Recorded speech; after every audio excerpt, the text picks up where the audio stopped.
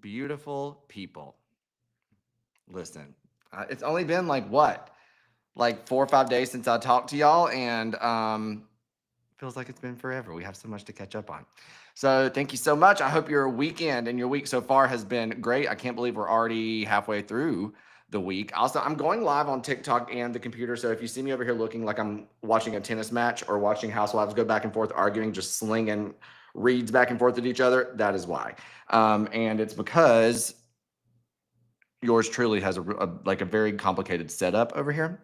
So that's why I'm looking back and forth today. So thank you so much. Hope everybody's having a good week. We have a lot to talk about today. We are going to talk about if Teddi is going back to Real Housewives of Beverly Hills. I'll tell you why we're going to talk about that.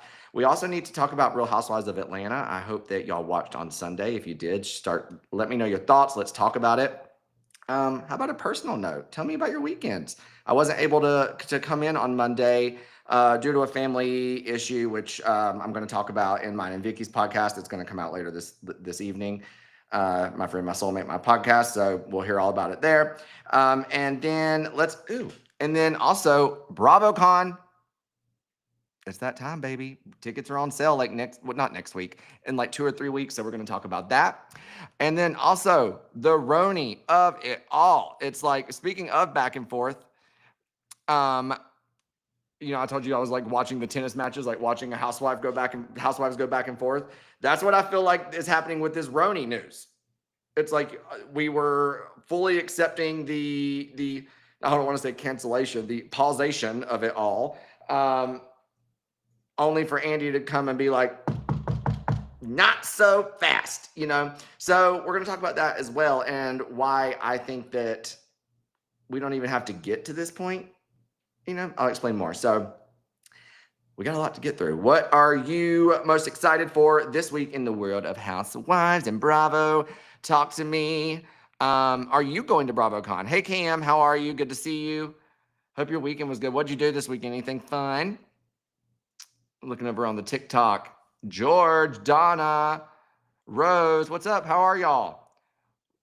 Let me know. Are y'all going to BravoCon this year? We've been having a lot of BravoCon announcements. They've already started announcing the lineup. Tickets go on sale June the 6th. They already have prices released. Viva Las Vegas, baby. Let me know. Are you going? Have you ever been to a BravoCon before? I can't recommend it enough. Like, will I fully agree that BravoCon is an insanely large amount of money? Absolutely. Will you see me digging through this couch over here for quarters and pennies to make it happen? Every year. It is worth it.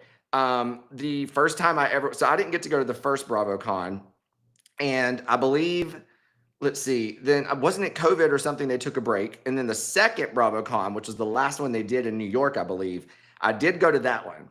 And I always tell everyone this story when I talk about BravoCon, because I just want people to see that it is worth it, in my opinion. I was so excited to be there at BravoCon, a couple years ago in New York, and had the worst anxiety attack. Like anxiety spells, panic attack. I mean, full like gasping for breath outside the convention center in New York. Calling my mom as a grown-ass man in his 30s, begging her to help me calm down because I didn't know what was going on. It was just that overstimulating, but in the best way possible. Like, imagine going to Disneyland or Disney World with all the money in the world and the whole park to yourself as a Disney adult. Not that I had all the money in the world, I didn't, but I just felt like the Bravo world was at my fingertips. You know what I'm saying? And then also too, the additional factor of the people. Like, there's so many people, and it's just amazing. Like, you'll be walking around and hear somebody yell like family van or prostitution whore. And it's like, I am a prostitution whore. Thank you very much. If you know, you know.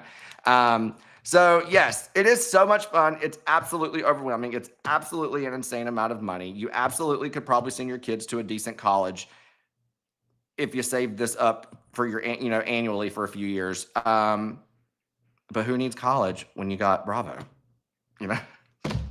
So yes, I highly recommend going. And look, and if I know that it's a lot and it's a big commitment, both financially and time wise. So I hope there are like single day ticket options. They probably, if I remember correctly, maybe they release those later. I know they do everything in tiers, both tickets and lineup announcements, panel announcements, all that stuff. So find what works for you. You know, even if you only go for a day, and you can make it, I say go for it. And also, I know a lot of people at first, including me, were like, "Why are we going?" You know, last time when they did it in Vegas. As someone who was like fortunate enough to do one in New York and one in Vegas, hands down, cool if they never, ever, ever do BravoCon in New York ever again. Vegas was 10 times better as far as just ease and convenience. Like I was just able to wake up whenever, you know, out of my drunken Housewives Bravo slumber from the night before, whenever that time came, I would crank up those hotel curtains and be blinded by the light. I would beg God to help me in a nice hot shower for 15 minutes. I would stop at Starbucks in the hotel lobby, and I was in the face of an OG housewife within 10 minutes. You can't beat it. Walking, you know, in New York, number one, hotels were astronomically expensive, which obviously Vegas is expensive. But then there's the traveling. Like I had to stay, I think, like downtown, and the convention center is what, like Chelsea-ish area or something like that. I don't know. And obviously, because it's a big event, a lot of people are going there. The surge pricing was crazy. Like I remember I spent so much money on Uber that year. So just being able to walk, and then also too, it's like, okay, I'm bored. Or not bored. I just need like a break. Maybe I want to change outfits. Maybe I need to change shoes. These shoes are hurting. Boom, right back to your hotel, back to the convention center for all the BravoCon stuff within like half an hour. You can't beat it. So basically, if I don't see you in Vegas this year, I'm going to be disappointed. Okay. Let's talk Real Housewives of Atlanta. Who watched Housewives of Atlanta this week? Oh my God. There is a maintenance guy on my balcony and it scared me to death. Where did you come from? I mean, I'm all for a man showing up at my door, but give me a warning next time. You know? Okay, sorry. Housewives of Atlanta. Angela Oakley. Angela Oakley, baby. Why are we even filming anyone else? Angela is, in my opinion, running laps around these women. And it's always refreshing, like when we get a Housewives newbie that like I feel collectively us Bravo fans like enjoy. You know what I'm saying? Like who like when Dorinda came on, everybody just loved her, you know? I think Angela, and it's been said, and I'm pretty sure Carlos King said it, and he would know because he worked, you know, in production in Atlanta for years in Housewives of Atlanta. I believe he said that they had tried to get her to come on multiple times, and she never did. So it's very, very interesting, and I would love to know what in life aligned for her to finally accept the opportunity. And I'm just like, oh my God, did her husband, I'm sorry, looking at TikTok, Kristen Gill, did her husband have a baby with another woman? I don't know. That's what they keep saying, but they keep saying so much about, I feel like they're saying a lot of nothing about her husband. It's almost like they just want something to be there about her husband. So any little inkling of anything that they have that they can kind of throw out there, they're doing it. And it's like, we get it. Y'all are intimidated by the iconic newbie. We all know how that goes. You know what I'm saying? I mean, even we talked on here a few weeks ago about Porsha kind of taking to social media to say that viewers aren't getting the entire story.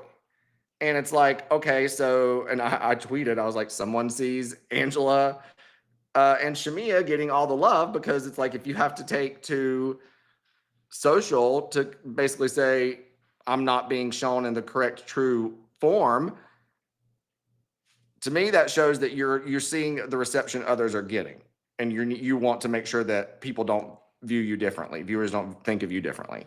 And speaking of thinking of differently, I feel like, and I'm sorry, don't come for me, I feel like Porsha is really dropping the ball on her return.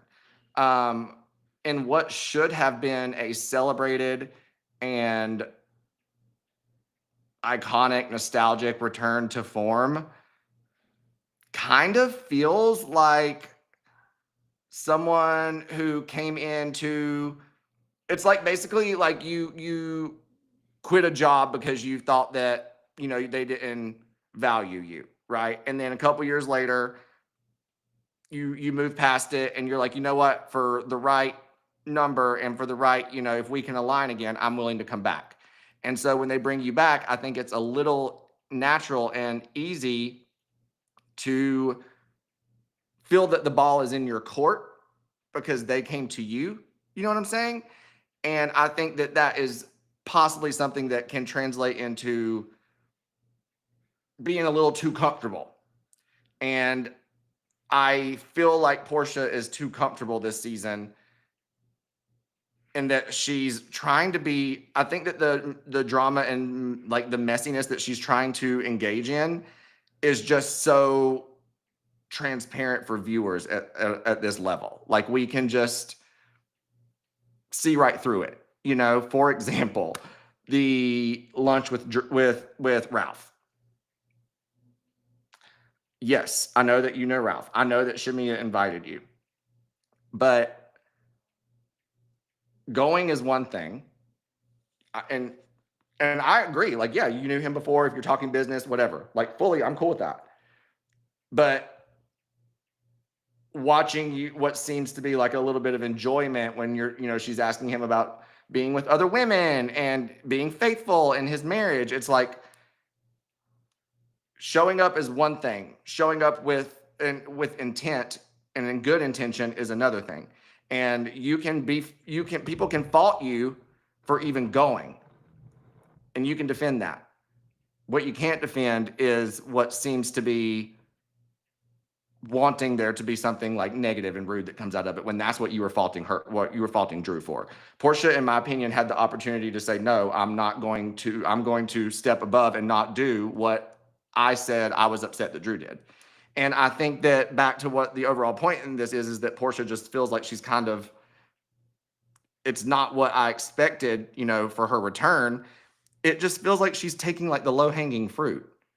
And you know what I'm saying? And it's like, you're a vet, baby. Like like they brought you back for a reason. Like, you know the game. And it's like, I feel like you're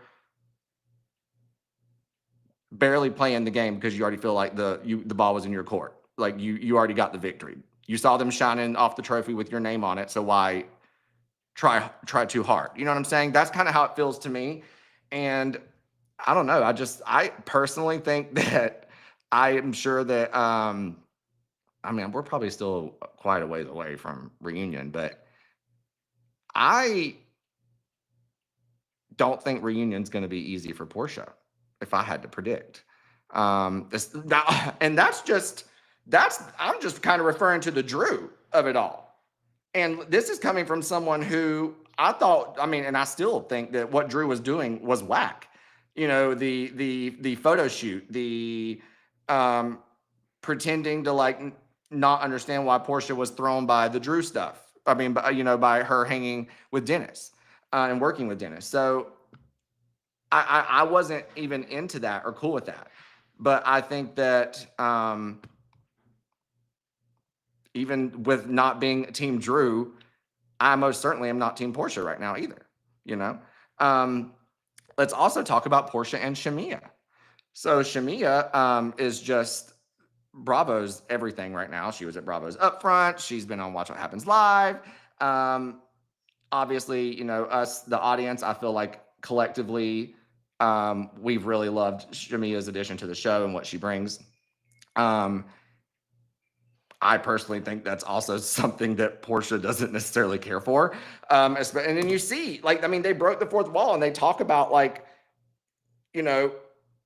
Porsha not wanting her to be on the show, and Porsha saying no, like that was me saying like her husband didn't want to film, and and then the whole thing about Porsha not going to the wedding in Kenya. And I believe they had another ceremony in the States that Porsha did go to. But if you just look overall, it's like, let's not look at what's being the details of what's being said, let's look at who's saying what. And it's constantly, basically, it's, to me, in regards to Shmee and Porsha, it's Porsha trying to justify what she's done or what she said. And I just think that it's almost sad for Shamia. You know, like, I'm like, girl, get up. Like, you know, but it does seem that she's finally, and look, it's also too, when people say that they call, what do they call her? Like Portia's lapdog or something. You got to think too, people.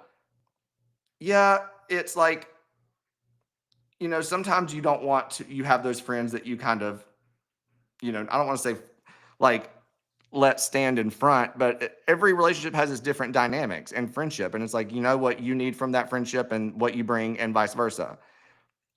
But I just think that for them to say that on camera, really is hard for Porsha to get away from, in my opinion, when that's also just kind of the vibe that is given. You know, like, I mean, again, it's like Porsha doesn't want her to have a moment, doesn't want her to have a win. For example, look at whenever she was playing the song. That's your best friend playing music, and you automatically say, is that Drew? Even if you thought it was Drew, why would your best friend be playing the person you're fighting with music on camera to you? And it's a song you've never heard. Therefore, she's clearly showing you something new, aka hers. To me, that is not wanting your friend to have a moment. So you took it. You were willing to almost look like a bad, you were willing to look like a bad friend in that moment rather than celebrate your friend. And then you see what the women are accusing her of about her not wanting Shamia to really be on the show and all that stuff. And it's like, it's hard to not think it adds up, you know, in my opinion. And then Shamia was on Watch What Happens Live talking about Porsha, and she said that, like, to her, she's not, I think she said the way that she put it was that she's not doing anymore. As in, I think she feels that she's tried as much as she can, and perhaps, you know, just feels like she can't really do any more, that the ball's in Porsha's court now. And I wanted to add this too earlier about being someone's lapdog. It's like I said too, we all know what we need and bring to each friendship and relationship, but also too, people do need to give Shamia some grace, because it's not hard to admit, or it's not easy to admit that a friendship might not be working out. It's not easy to admit that the relationship and trust and like bond and vibe you thought you had, or you did have, quite possibly might have shifted. There's nothing wrong with needing your time to accept that. And especially on camera, you know? And so, because then you have in the whole, you know, she's worrying like, okay, is this a producer thing? Is this genuine? Am I being played? Or is this Porsha at work now that we work together, you know? So I do think people need to give her some grace and allow her the time, and rather than calling her Porsha's lapdog, understand that she is Porsha's friend, and you don't always have to immediately jump, or you can't always jump when your friend starts moving weird. It takes time to accept and really understand what's going on. Speaking from unfortunate experience. Let's also talk about, let's see. Oh my God, we got to talk about Roni. Are y'all tired? And I'm not, listen, I genuinely do not dislike the Roni reboot. I don't. Do I love it? No. But I also don't, what I do dislike is not the women. It's all production stuff. I think that the cast I love the cast, actually, minus Jenna. But I really just wanted to say I'm not one of those people that like hates on it, and I'm not one of those people that fakes liking it, just because I really do. The potential is undoubtedly there. And to me, it is puzzling that there's just like something tiny bit missing that would really send it through the roof. And Bravo can't seem to either admit what that is or find what that is. And when I say admit, that means, is it potentially that there needs to be a dash of nostalgia in this show, and they just refuse to, they're too prideful to admit it? Because I mean, that's a huge decision to drop the cast, and to have to go back and add a single one of them would essentially be saying we were wrong. Not that we were wrong, because it wasn't, I mean, it's not like they just got rid of someone and then brought them back later when it was naturally a right thing to do. Like, there was a conscious decision to not work with these women anymore, and overall rebrand and relook at one of the most popular shows on the network. So I understand why it wouldn't be easy for them to say, "Hey, let us take it back a little bit." You know what I'm saying?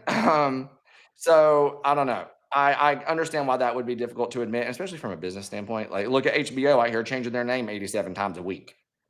Like, at least we ain't dealing with that. Think, Bravo fans, we might get frustrated, but we ain't dealing. At least they ain't changing the name of the network 87 times from BravoCon to BravCon to BraCon, BCon, back to BravoCon. Can you imagine? HBO, actually, y'all need to get it together.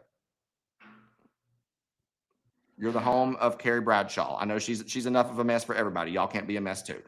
Um, anyway, it came out that Roni was on pause. I think it was Page Six that had the exclusive. I don't know if you can count it as an exclusive if the network comes out to say that it's not true. But they basically said that the show was on pause, and and I talked. I believe it was with Gibson, or I had mentioned Gibson's tweet whenever they announced all these new shows and the renewals of the previous shows, and that Jersey, and also if y'all just hear bang bang bang, it's this wonderful team of men that have been working on the pool outside my apartment for 4 months. But one of the noticeable things that was missing was Jersey and Roni, and immediately everyone latched onto the Roni thing because they're like, "Oh, the reboot, flop, flop, flop." It's like, because everyone wants the reboot to fail, which is very weird to me. Like, I know, like, look, you're talking to the number one Vicky Gunvalson supporter. I know what it's like to want your girls back. Trust.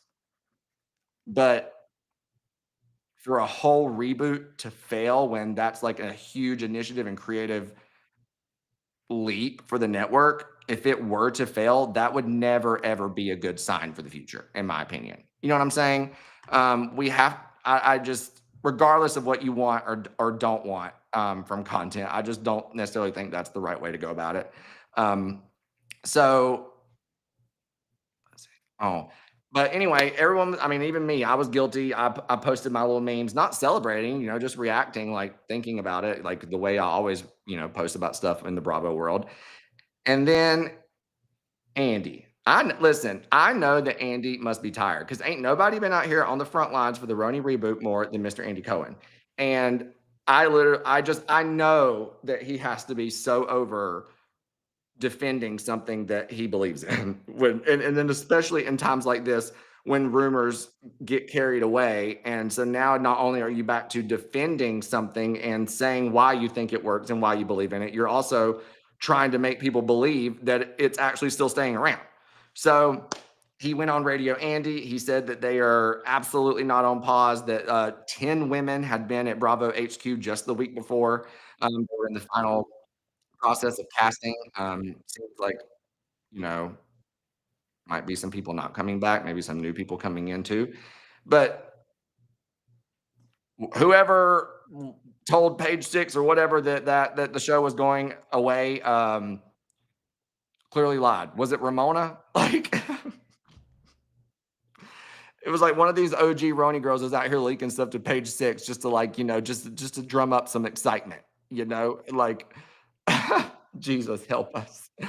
Oh my Lord. So yeah, I would love to know, what do y'all think about the Roni news? Are you here for the reboot staying around? I mean, also too, they really could just take a break and focus on the new content. It's not like they have a shortage of cities to focus and just, to worry about. Oh, and that's what I wanted to say too. I just don't know why they let it get to this point. Because the more time goes on, the more people wonder and talk and chatter and things develop. And then you're out here with a show that already had kind of a reputation of being womp womp to some people, and now has this whole attached headline and rumor of it already being completely pulled. It's just not good, And it's like, all they had to do was just say, "We're interviewing so many women we're excited about. We need more time." Boom, done.